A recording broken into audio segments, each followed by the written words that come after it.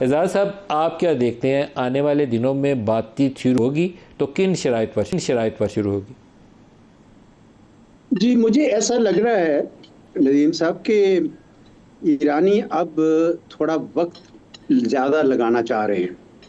और अभी कुछ ऐसा लग रहा है कि जैसे वो इसको ना नेगोशिएशंस को तूल देना चाहते हैं।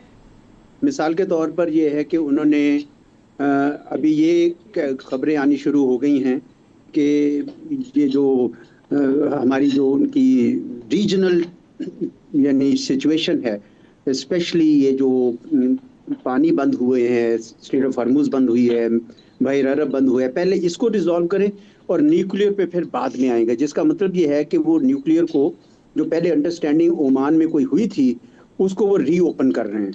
तो मुझे कुछ ऐसे लग रहा है कि उनकी एस्टिमेशन ये है कि डोनाल्ड ट्रंप साहब को चूंकि एग्रीमेंट इस वक्त ज़्यादा जल्दी दरकार है, वो नहीं चाहते हैं कि इसको ज़्यादा देर लगाई जाए।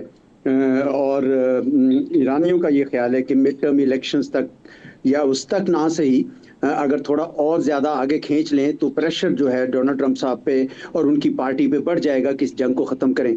तो चुनांचे मुझे कुछ इस तरह का तासुर मिल रहा है। साथ ही साथ ईरानी, मुझे लगता है कि वो अपना एक रीजनल कंसेंसस भी बिल्ड करना चाह रहे हैं कि देखें, ये जो पानी बंद हुए हैं, हमारा स्ट्रेट ऑफ हॉर्मुज बंद हुआ है, उधर से बहर अरब बंद हुआ है, इसका नुकसान सबका साझा है। तो मिलकर आप लोग भी इस पे जोर डालें कि ये इसको साइमल्टेनियसली पहली प्रायोरिटी के ऊपर खाली करें और फिर बाद में हम ये बात करेंगे कि जो न्यूक्लियर एग्रीमेंट किस किस्म का होना चाहिए। मुझे कुछ इस तरह का तासुर मिल रहा है। मे बी शुजा नवाज साहब की अंडरस्टैंडिंग और हो या आपकी कोई और हो, मुझे ऐसे लग रहा है कि जैसे वो तैयार हैं एग्रीमेंट के लिए, लेकिन उन्होंने प्रायोरिटीज या सीक्वेंस जो है वो बदल दिया है।